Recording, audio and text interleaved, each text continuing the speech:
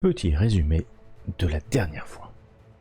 Nous retrouvons nos 4 écuyers Morgan Glory, Niall, Eden de la Forge et Malwen d'Anton alors qu'ils sont à Oxford, dans le Bohort en pleine mêlée, en plein combat.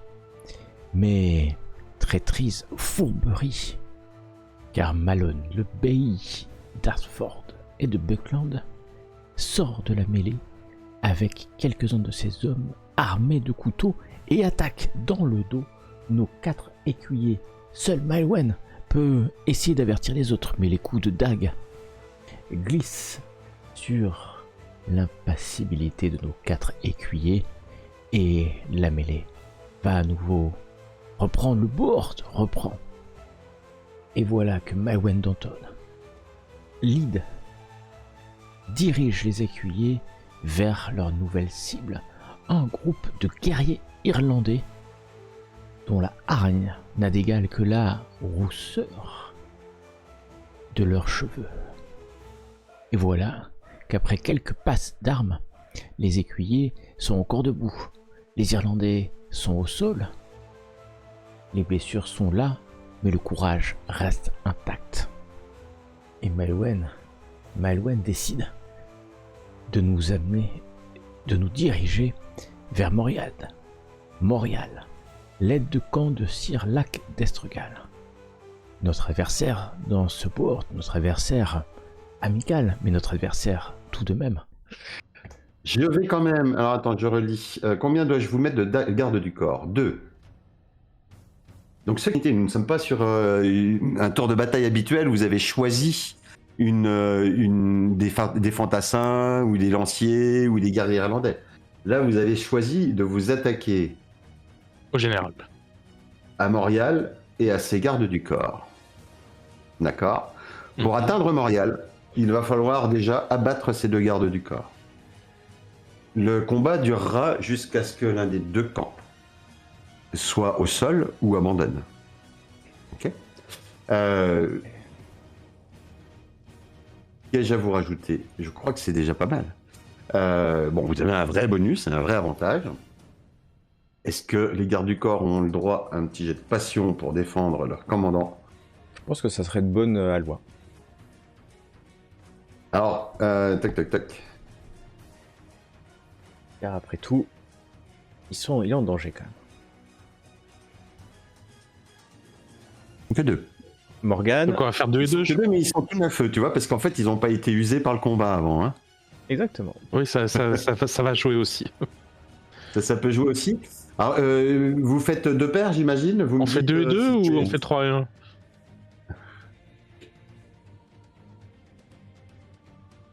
Pour une question d'honneur. Ça vous me dire, hein, vous avez fait... Malwen critique en bataille, il peut très bien vous embarquer sur des je mets tous les 3 sur un garde du corps et je vais essayer de tenir l'autre.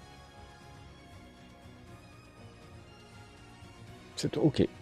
J'aurais pu y aller seul parce que j'ai plus 10, mais en défense. Mais vous avez tous les 3 plus 10. Vous avez tous les 3 plus 10. Hein.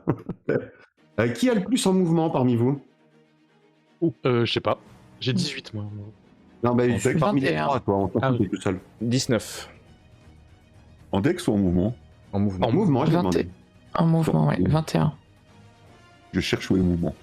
En face. En dessous des... Tu peux l'attaquer en te mettant un plus 10 et lui, il va riposter en se mettant un moins 10.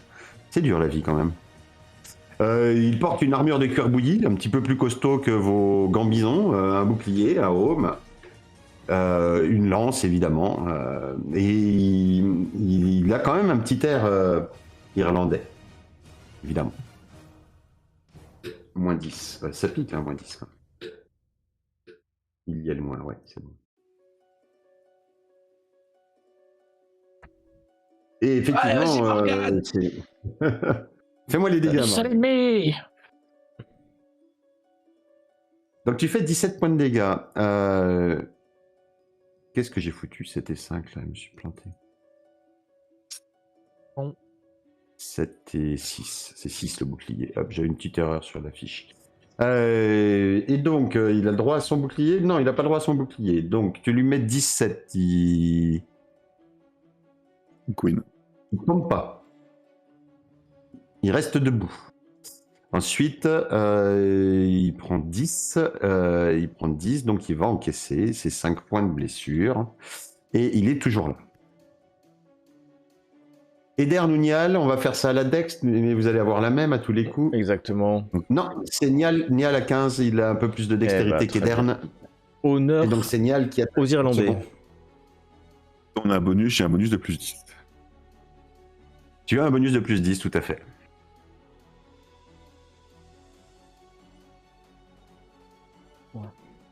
Ouais, oui, hein. C'est chaud, hein.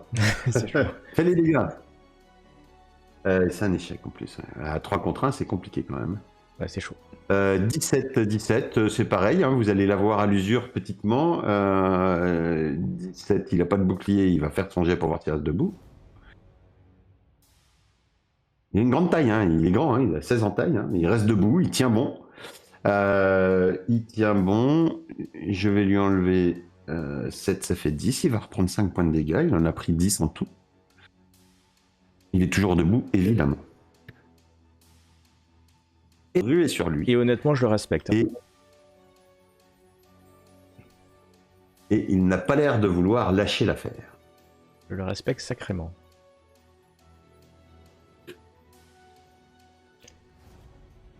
Et il va prendre aussi, en plus il fait que des jets de pourris, hein, il n'a même pas réussi. Hein.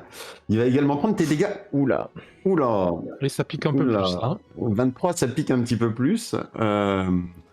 20, ouais, en même temps, il fait 5D, lui. Non, mais Morgane aussi. Morgane n'a pas fait des bons dégâts. Oui. J'ai fait des 23 misses. dégâts, évidemment. On va voir s'il reste debout, le camarade. Il tombe. Au troisième assaut, le voilà qui se retrouve à terre. Et 23 moins 7... il est au sol, il a perdu 18 points de vie en tout. Mais il lui en reste. Il en reste un peu. Mais surtout, il est au sol et la prochaine fois, il a moins 15 et on a plus 15. Ouais, non, là, ça va être compliqué pour son prochain tour. Mais on va s'occuper en attendant de Maelwen, d'Anton et de son adversaire. Donc, Maelwen, tu as un plus 5. Tu te mets en défensif, c'est ça? Oui. Donc, en fait, tu as un plus 10. Plus 15, non? Et non, c'est plus 5, ça fait plus 10. Ah d'accord, c'est que plus 5, je crois que c'était plus 10. C'est Ok, ça que marche. plus 5, je veux Ok. bien les revérifier, mais je te l'ai lu. Mais par contre, tu fais aucun dégât. Hein, Et il se met dans tous les cas. en... Alors, si, tu te mets en défense totale et il se met en attaque à outrance. Donc il contre ta défense totale en se mettant en attaque à outrance, ce qui annule. Et donc vous allez attaquer normalement tous les deux. Je sais pas s'il a le droit quand même de le faire en réaction. Il passe en attaque à outrance, il a le droit. C'est les guides. Et donc lui, l'attaque à outrance lui donne... ben non, c'est une attaque normale, donc il n'a pas de malus. Bravo. Et c'est toi qui vas lui placer les dégâts. Donc 16 points de dégâts, il bénéficie de son bouclier, donc 16 moins 6, ça fait 10. Attends, je corrige, je t'entends que j'y suis. 10, ça passe pas sa taille, évidemment, il est plus grand que toi, hein, largement. Et sur ces 10, il va prendre 2 points, en fait, une fois que le reste aura été absorbé par l'armure. Une pichenette, mais on en revient à tes camarades, qui sont à 3 contre un seul adversaire. Est-ce que vous restez à 3? Je vais voir Ou pas. quoi. Si Morgane le met au sol, on verra. Ça, en Oui, fait. on verra au fur et à mesure. Et je dois savoir, vous déclarez avant ok. qu'on fasse les jets de combat, on positionne les combattants. Puisque j'ai besoin de savoir, moi, si j'ai moins 5, moins 10, Ouais, exactement. c'est pas pareil. pas pareil. Eh bien, Donc, moi, je vais c'est avant le rester combat. là. Tu restes là, Morgane. Ok. Je vais rester là à aider Morgane. Nial reste aussi. Je vais aller. C'est fait dans l'ordre d'initiative, en fait. Moi, je vais. Non, t'as pas le droit. En fait, vous Non, je n'avez vais pas là. accès pour Je vais là, l'instant à... Ouais. Alors moi, je suis à moins 10. Hein. Toi, t'as mis le plus 15? J'ai mis. Ok. Je sais pas pourquoi ça met pas 25. Si, mais en fait, tu vois, au dé, t'as fait que 19, mais il compte 20. Tu fais un critique, et là, Elle va le fumer. Évidemment, ça picote. 31 points de dégâts, il est déjà au sol. Il a son bouclier quand même qui le protège, donc il en prend 25, donc il en prend 13. Et puis 25, là pour le coup, c'est plus que sa constitution. Donc de toute façon, il perd conscience et il prend 13 points de dégâts. 28, 31. Il est au bord de la mort. T'as pas retenu ta force à un moment. Là, c'est l'homme à terre, tu vois. Et il faut bouger. Et en fait, tu as vu son casque se fendre et tu vois du sang couler sur son visage alors qu'il perd connaissance. Alors, de fait, Niall, tu ne peux pas te reporter puisqu'en fait, tu as apporté ton soutien sur ce combat-là. Donc, C'est parti des risques. j'imagine que tu ne cherches pas à achever l'homme au Tu sol. donnes des pions sournois, tu sais, quand il est par terre. Tiens. Alors, pour tout vous dire, il a pris 31 points de dégâts, il avait 31 points de vie. Donc, Il marche sur les mains et tout, on s'en aperçoit. on n'est pas sûr qu'il se relèvera. Pendant ce temps, nous allons donc nous occuper. Maelwen, ils ont la même dex, ils sont fatigants ces deux-là. Et ils ont le même mouvement? Non. Non, il est un peu plus que moi. Non. Edern, c'est toi qui commences. Eh ben, je l'attaque alors. On est au corps à corps tous ensemble. Dis-moi 5, oui, moins 5. Ah bah, Et c'est lui qui pas bien l'emporte. fait. Bien joué. C'est lui qui l'emporte. je vais douiller, là. T'infligeant 22 points de dégâts. 22 points de dégâts, donc moins 6, ça nous fait 16. 16, ça dépasse ta taille, donc tu me feras un jet de dextérité. Et 16 moins 5, 11, ça ne dépasse pas ta constitution, donc tu vas prendre une petite blessure de 6.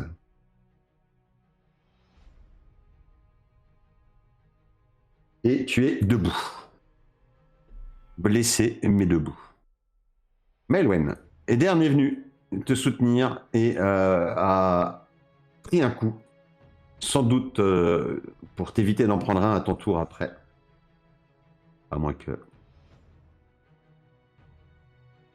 Et oui, ce damné garde du corps a quand même le temps de repositionner convenablement son bouclier pour dévier l'essentiel de ton attaque. 18 points, moins 6, 12, il risque pas de tomber, il prend 5, donc 3.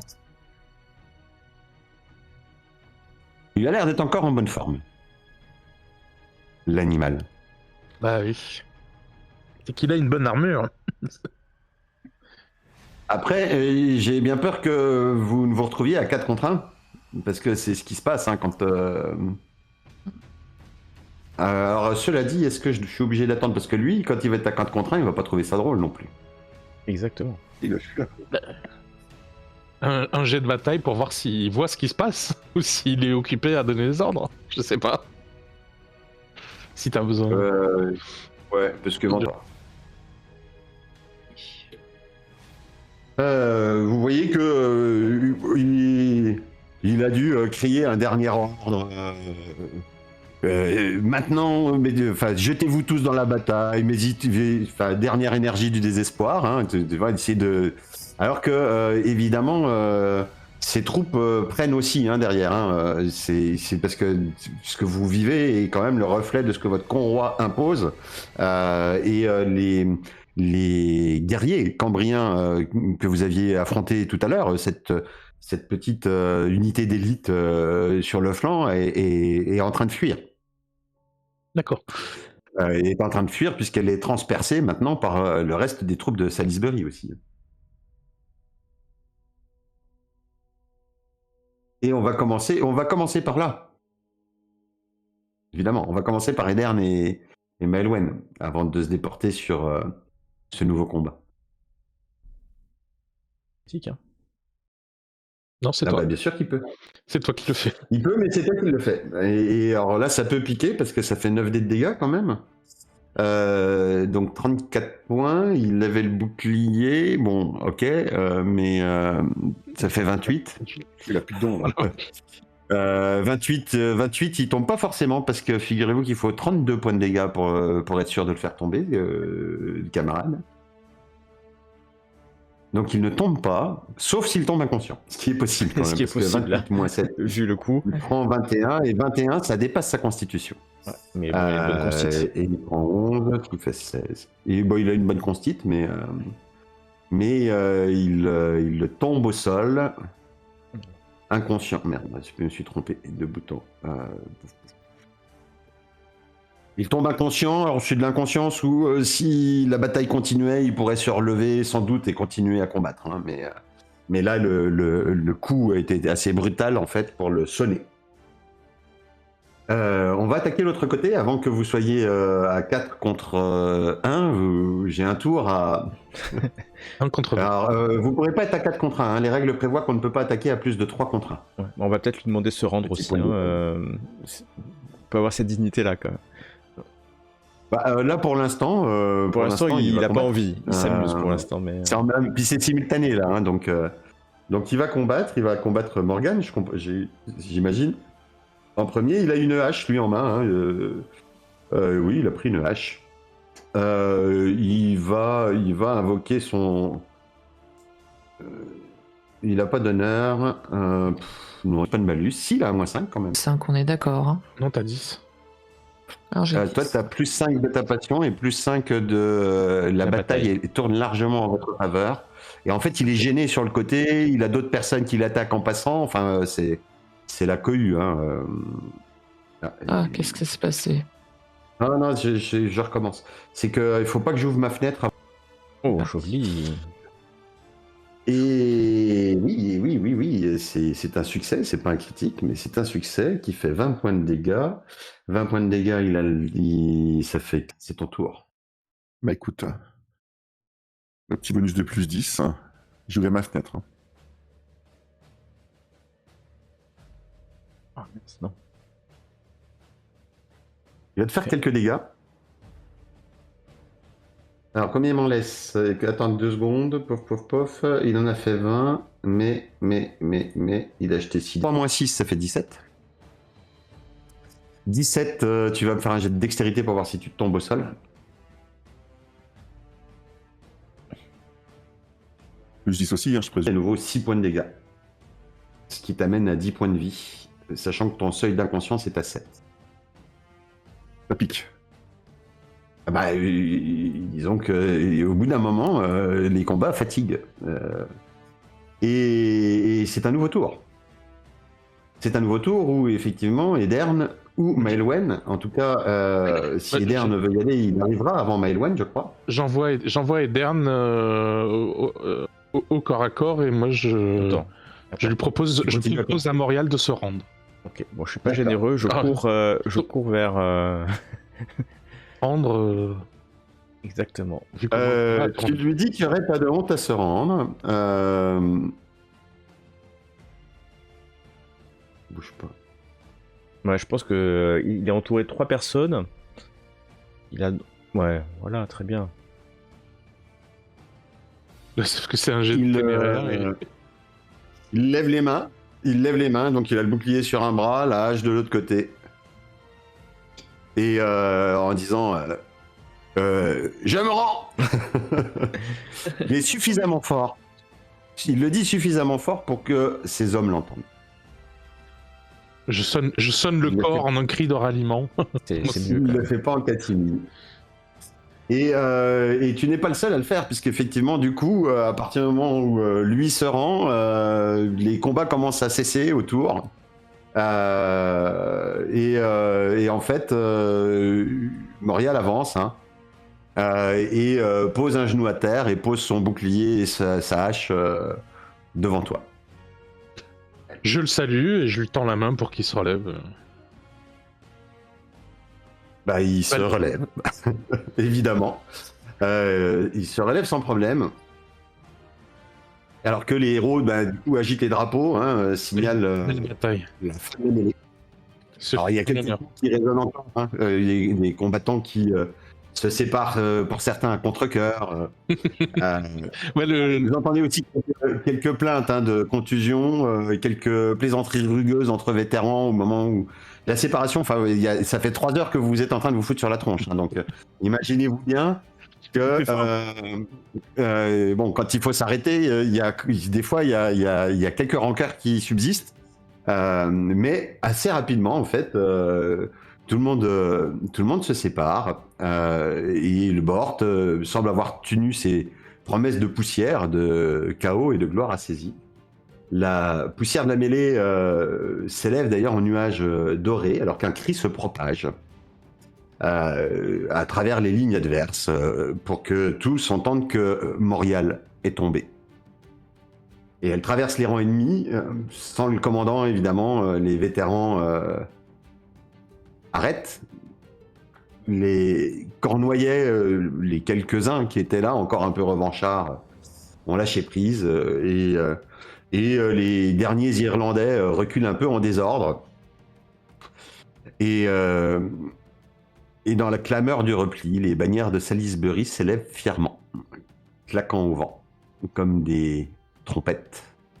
Les héros galopent vers le centre du champ pour proclamer effectivement la fin du bord.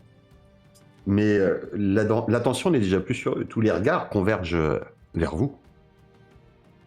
Vers Maelwen qui vous a commandé, mais également vers Edern, Morgan et Niall C'est eux qui ont mis les patates. Hein. qui encerclent Morial. Et des soldats scandent votre nom.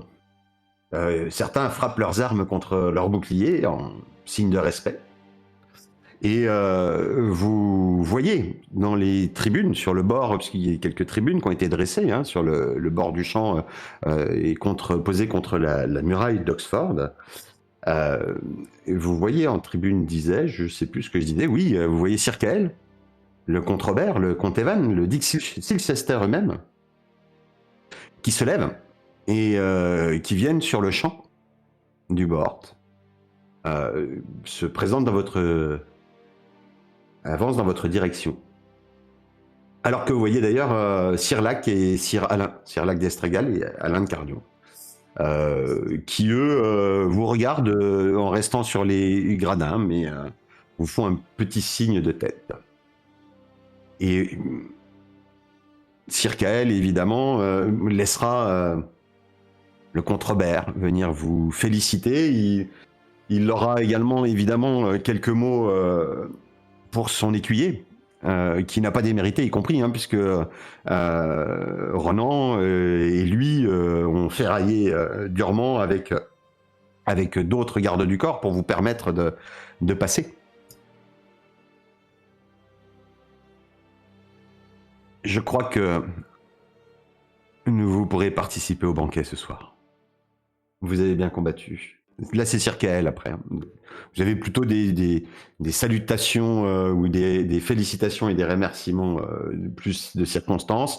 Ils vont aller jusqu'à également féliciter ceux qui commandaient les bataillons de Ridishan et de Silchester, hein, qui n'ont pas démérité, mais effectivement, leurs premiers mots sont venus vers vous. Et Sir Kael s'attarde un petit peu. Votre triomphe est reconnu. Vous serez invité sans doute à prendre la parole au banquet ce soir. Et dîner à la table des notables. Je pense que cette journée devrait rester gravée dans vos mémoires, comme celle où vous avez fait plier un bataillon entier. Il fait un grand sourire, en fait. Vous le voyez, il passe, il pose la main sur l'épaule de Morgan, sans en ajouter plus auprès de Morgan qu'auprès de vous, et il suit le reste de la délégation pour aller saluer le capitaine des forces d'Oxford, et puis pour Silchester, je sais plus, ça devait être le maître d'armes, je crois, de Silchester. Oui. Vous évacuez tranquillement, on vous soigne. J'en profite pour regarder longuement mon père, en fait, un regard de plein de sous-entendus, en lui montrant bien que je tiens le médaillon qu'il m'a donné. Mais ton père, à la fin de cette bataille, alors tu vois qu'il a une balafre un petit peu sur la joue, il a un peu de sang qui coule au milieu de la sueur. Bon, il a pris des coups, hein, mais il a dû en donner beaucoup. Il vient de prendre dans ses bras un coup, mais tu vois, un peu comme des camarades de bataille. Hein, ouais, c'est viril. T'as bien combattu, fils. Tout ce temps où je croyais que t'écoutais pas n'a pas été complètement inutile. Je t'avoue que je n'écoutais pas. C'est grâce à toi. Ouais. Je vais vous C'est remettre. grâce à toi. Non, là c'est toi qui l'as fait avec tes amis. Et ils vous félicitent tous, hein, Rodin. Alors, concernant Edern, enfin, il le fait de manière plus respectueuse, évidemment. Il n'est pas noble, lui. Et vous êtes de sang noble, donc il respecte cela, votre maître d'armes. Moi, je pense que je vais, Je dis en parlant de son clan d'Irlandais, enfin de sa troupe d'Irlandais. À qui tu dis? J'ai pas entendu ce que tu as dit en fait. Quand il sacrée troupe que vous avez là, je parle au père de Niall, quand il s'approche de nous. Ce sont les hommes de Circael. Et Ils ont un bon maître d'armes. ils se défendent pas si mal. Allez donc faire la fête, jeunes gens. Profitez peut-être des derniers moments où vous avez le droit d'avoir une conduite simple, parce que tout le monde ne vous regarde pas. Quoique, c'est peut-être déjà trop tard. moi, je pense que je vais donc, serrer la main de Maëlwen et je veux dire que j'ai été très fier de faire ce board à tes côtés. Je pense que tu as l'étoffe d'un chef. Tu es un bon professeur. Comme tous les combattants, vous allez sur le côté, en fait, hein, où vous installez, on vous apporte à boire, vous vous soignez, on vous soigne vos blessures. Vous allez même, vous allez pouvoir manger un petit peu, hein, puisque il y a quelques sur les côtés, en fait. Hein, vous avez encore des gens qui font, qui cuisent, qui font de la viande rôtie, etc. Enfin, et puis parce qu'il y a beaucoup de population et que vous vous arrêtez, en fait, il est 12h30 facile. Vous avez faim, hein, après 3 heures de bataille, et donc vous commencez à vous restaurer, et vous voyez que pendant ce temps, en fait, une bonne partie des chevaliers, eux, sont en train de s'apprêter. Puisque assez rapidement après la fin du board, c'est la grande mêlée qui va devoir démarrer.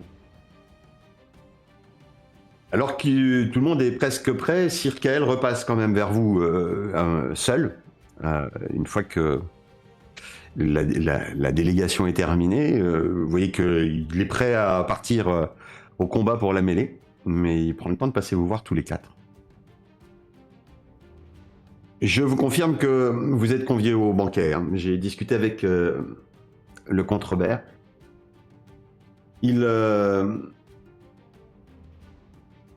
Il propose que Sir Rune, mon fils aîné, devienne chevalier de sa maisonnée pendant quelque temps. Il lui propose un poste de sénéchal pour le faire travailler avec son connétable, mieux le préparer au commandement, et puis l'idée de permettre à Sir Rune et au comte de mieux se lier et se connaître en attendant qu'il ait à hériter de la banneterie du cheval blanc et pour affermir les liens. Je pense que c'est de bon augure, et pour tout vous dire, cela me permettra d'ouvrir une place pour adouber l'un de vous.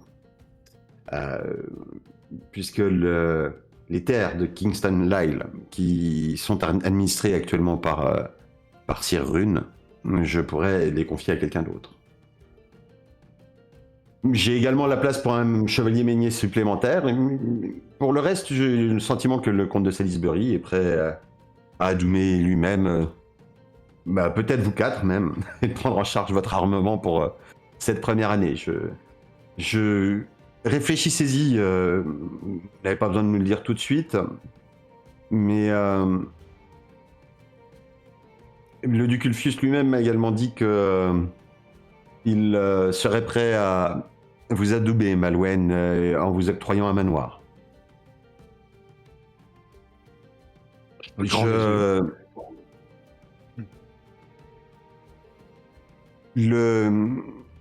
Lorsque de jeunes écuyers peuvent avoir le choix, il faut qu'ils le fassent, ce choix. Si le duc Ulfius vous adoube, vous partirez vers Silchester et vous aurez sans doute une magnifique destinée. Si vous préférez être adoubé par le Contrebert ou par moi, j'en discuterai avec lui à ce moment-là, nous pouvons vous garantir de rester sur les terres de la vallée du Cheval Blanc. Ce choix vous appartient. Vous m'en ferez part avant le banquet, de manière à ce que, évidemment, personne n'ait à subir un refus. Et le duc Ulfius ne vous en porterait évidemment pas ombrage, pas plus que je ne vous en porterai ombrage. Évidemment, Maelwen, si vous acceptiez ce grand honneur qui vous est proposé. C'est pas tout cela. Il va falloir que les adultes essayent de faire aussi bien que leurs enfants. Et donc il s'écarte. Profitez du spectacle, reposez-vous. Vous l'avez bien mérité. Et à ce soir au banquet. Je vous prête main forte. Et cœur vaillant. Et donc la grande mêlée du tournoi de Ridishan, alors que vous vous sustentez, s'apprête. Le soleil est à son zénith lorsque les trompettes retentissent sur les plaines herbeuses. Devant la tribune richement drapée, où se tient la comtesse de Ridishan, les dames et la cour et leurs illustres invités, deux vastes lignes de cavaliers se font face. Dans le pourtour des lices où vous êtes installés avec les autres hommes d'armes, quelques écuyers, la plupart des écuyers étant proches de leur seigneur, vous observez émerveillés ces deux armées de chevaliers qui se font face, rangées en ordre serré. Eux sont montés, ils sont à cheval. C'est encore plus impressionnant. À l'est, les forces de la Triple Alliance, unies sous les bannières de Ridishan, Salisbury et Silchester. Et à l'ouest, la masse bariolée des invités, venus de nombreux royaumes voisins, et dominée par les forces du roi Nantéléode. En première ligne, des noms qui résonnent comme quelques légendes vivantes. Le jeune Contrebert de Salisbury, également le plus âgé, le vétéran du Ulfius de Silchester. Ils sont présentés par les héros publics à la population qui lancent des hurrahs. Chevauchent à côté les uns des autres, assez imposant. À deux se tient Sir Brastias, qui est évidemment repéré par la foule, le vétéran jadis garde du corps du roi Uther. Et le comte Evan, l'hôte du tournoi, qui arbore son manteau aux armes de Ridishan. Vous pouvez me faire un petit test de vigilance, s'il vous plaît. J'avais une question. Je suis quand même les... J'essaie de repérer, et puis ensuite de le garder en repère où se trouvent les... Ah, le sénéchal... Non, c'est pas son sénéchal. Bailly. Enfin, le gars d'Hartford, quoi. Le bailli. Le bailli. Ah, Le bailli d'Hartford. le bailli d'Hartford, il n'est pas du tout dans le même coin que vous. C'est-à-dire qu'il est pas... Oui, il est pas du tout dans le même coin, mais je vois où il est, ou je sais même pas où il est. Oh, en fonction de ton jet de vigilance, je te dirai si tu l'as trouvé. Puisque c'est ça. Ah, d'accord. C'était pas pour ça le jet de vigilance, mais ça n'empêche pas.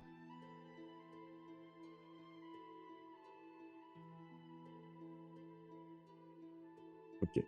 Écoute, tu vois pas trop où il est. En voyant un petit peu les troupes se mettre en place, quand les noms sont annoncés, Niall et Dern, vous partagez un sentiment. Le comte Evan n'a pas été vraiment acclamé par ses troupes. Hein. Le comte Evan de Redishan, et vous percevez même que il semble y avoir une forme un peu d'indiscipline dans ses rangs.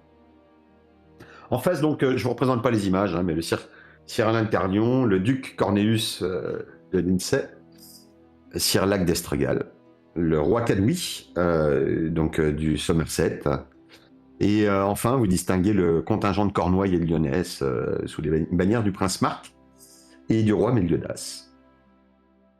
Et alors que tout le monde commence à se mettre en place, les trompettes sonnent à nouveau. Les deux lignes commencent à se mettre en place. Vous voyez les chevaux qui s'alignent avec deux lignes séparées d'une petite centaine de mètres. Et tout d'un coup, elle s'ébranle lentement, puis accélère jusqu'à la charge. Le sol tremble sous les sabots, un nuage de poussière s'élève. Puis c'est l'impact. Un choc titanesque, du bois qui éclate, du métal qui grince. Les armes sont certes des armes émoussées, mais la violence et la brutalité de la charge, en fait, vous fait mesurer pourquoi celles-ci ne sont pas autorisées dans les boards, où notamment les armures sont bien moins imposantes et efficaces que celles que portent ces chevaliers. Les hommes et chevaux s'entrechoquent dans une confusion grandiose, alors que la mêlée se déploie aussitôt, qui prend la forme d'une bataille rangée, et devient rapidement une mer mouvante de combats isolés et de petits groupes qui tournoient dans la poussière. Le centre de la Triple Alliance, mené par Salisbury, encaisse le premier impact des chevaliers de Lindsay et d'Estregal. Les ormes de Nantéléode sont visiblement aguerris sous la conduite d'Alain de Carlion. Ils enfoncent un coin dans la ligne alliée. Rapidement, un déséquilibre apparaît. Sur l'aile gauche, les chevaliers de Redishan hésitent un petit peu à coller. Peu enclins à suivre avec zèle, visiblement, avec les ordres de leur nouveau comte. Certains même se replient prématurément. Alors que d'autres avancent avec un manque de coordination évident, en tout cas tu ne t'échappes pas, Maelwen. À ce moment-là, le duc Ulfius, lui, fait avancer ses troupes. Un peu comme un roc au milieu de la tempête, sa voix porte au-dessus du fracas, en fait. Et c'est lui qui recrée une cohésion entre les troupes de Redishan, en fait. Et les chevaliers de Silchester pivotent pour couvrir la faiblesse de Redishan. Et entre les deux ailes, en fait, ceux de Salisbury qui tiennent la ligne ferme. Vous voyez le conroi d'Uffington, mené par Sir Kael et conseillé visiblement par Sir Delphine, hein, qui est juste à ses côtés. Et le conroi agit en fait comme une charnière assez habile qui glisse pour maintenir le front uni, malgré les assauts d'Estregal. Vu du tribune, c'est presque militaire en fait, hein, c'est assez impressionnant comme mouvement et comme manœuvre de rigueur finalement au cœur du tumulte qui vient récupérer entre Silchester et ce mouvement d'Uffington, qui vient récupérer la faiblesse de la coordination des troupes de Redishan.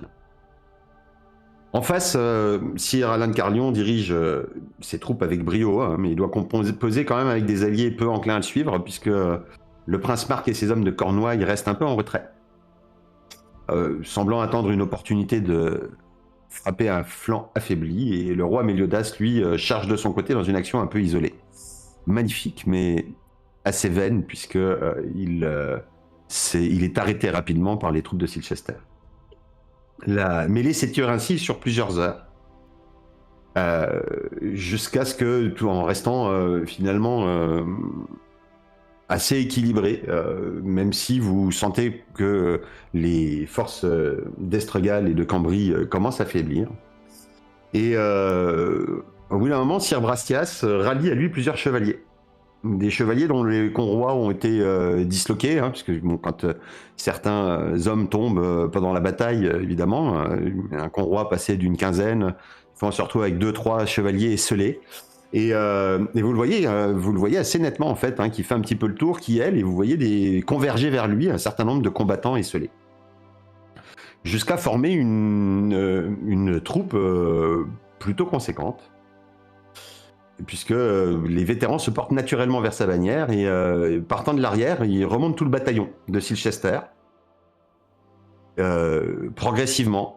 Vous pensez que les combattants ennemis le voient pas, hein, ça, hein, parce que ça part vraiment de l'arrière et cette troupe commence à remonter en fait comme la pointe d'une flèche et perçant l'eau, elle brise les lignes d'Estregal. Cette unité finalement d'élite hein, qui vient d'être réunie pénètre au cœur du dispositif ennemi, entre en combat déjà avec les gardes du corps de Sir Alain de Carlion, le commandant des forces du roi d'Antéléode. Sir Brastias lui-même reste le fer de lance de cet assaut. Il défait à lui seul 2 chevaliers qui se dressaient devant lui pour former un dernier rempart et le duel qui suit attire tous les regards. Les 2 champions s'affrontent. Vous mettez leur visage quand même.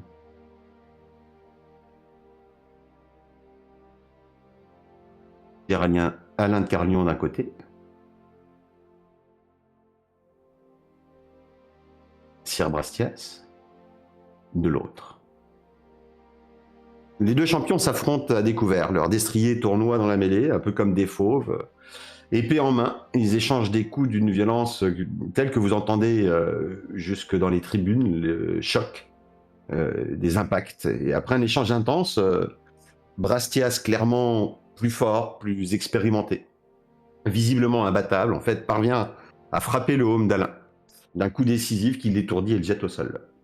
Les héros accourent évidemment pour l'évacuer, saluant la bravoure des 2 adversaires, et la chute d'Alain désorganise encore davantage les forces de Nantéléode. Privés de leur chef, mal coordonnés, les contingents des invités sont lentement repoussés. L'aile droite menée par le prince Mark finit par engager, mais trop tard, elle est prise en tenaille entre Silchester et Salisbury, et doit battre en retraite, alors que sur l'aile gauche, les chevaliers de Somerset résistent avec ténacité, mais finissent encerclés et se rendent symboliquement en baissant leur bannière. Les trompettes retentissent de nouveau, c'est déjà la fin d'après-midi.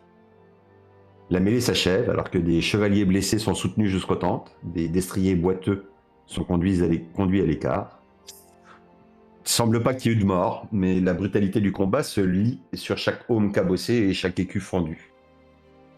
La victoire est proclamée pour la Triple Alliance, et un nom court sur toutes les lèvres dans la foule. Le nom de Sir Brastias est scandé par l'ensemble des troupes. Celui du Culfius est remarqué pour sa conduite ferme. Et dans les discussions qui suivent, on louera également sans doute la discipline des chevaliers de Salisbury, et notamment cette manœuvre décisive de Sir Kael Duffington et de son conroi au début de la mêlée, qui a sans doute sauvé la bataille dans un moment crucial et permis cette fin qui convient évidemment à tout le monde ici. Quelques mots fusent dans une foule, par contre, qui raille ce 3e comte de Ridishan.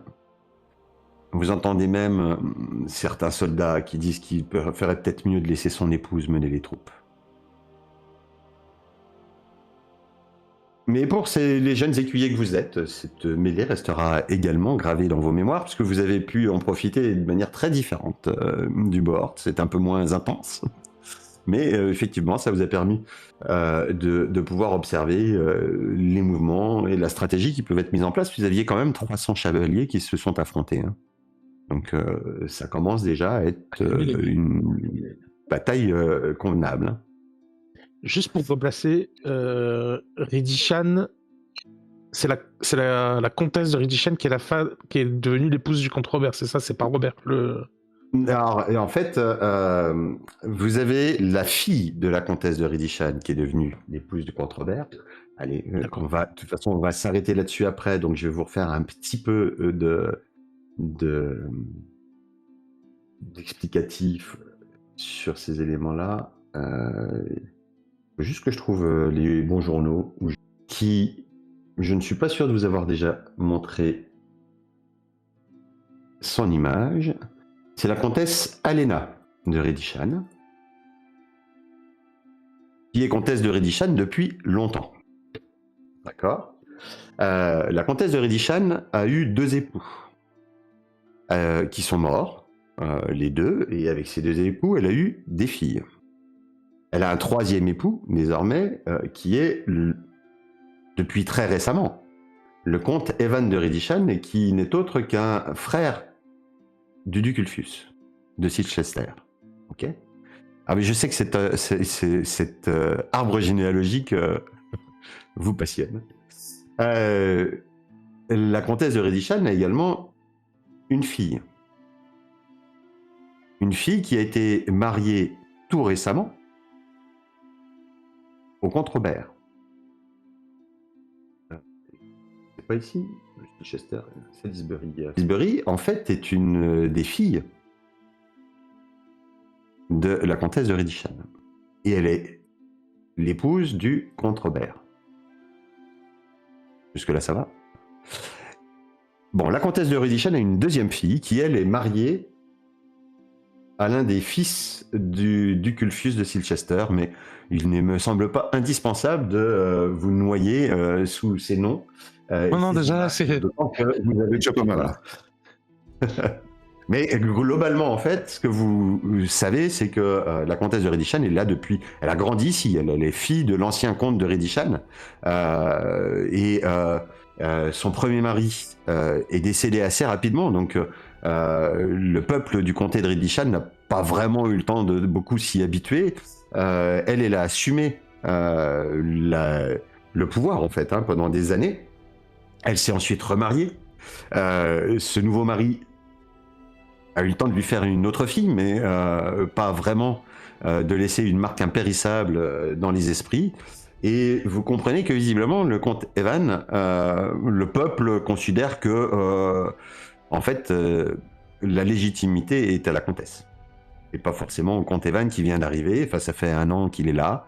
Et c'est sans doute ceci qui explique également que ces troupes étaient assez moyennement coordonnées, parce qu'il est possible, alors ça vous ne les connaissez pas suffisamment pour pouvoir avoir vu, mais que certains banneraient de Redishan et donner des ordres contraires à leur compte, en fait, considérant qu'ils pouvaient très bien s'organiser entre eux et qu'ils n'avaient pas besoin d'un nouveau compte pour leur expliquer comment mener une bataille. Bon, là j'extrapole un petit peu, ça ne va pas jusque-là, mais vous avez quand même entendu des colibets exprimant que le comte Evan ferait peut-être mieux de laisser la comtesse Alena diriger les troupes sur le champ de bataille.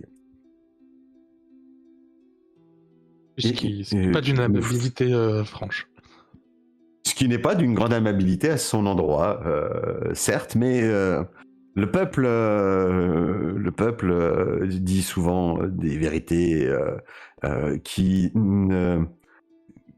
n'intègrent pas l'enrobage attendu par la noblesse. En tout cas, c'est son sentiment. Et nous ferons la suite la prochaine fois.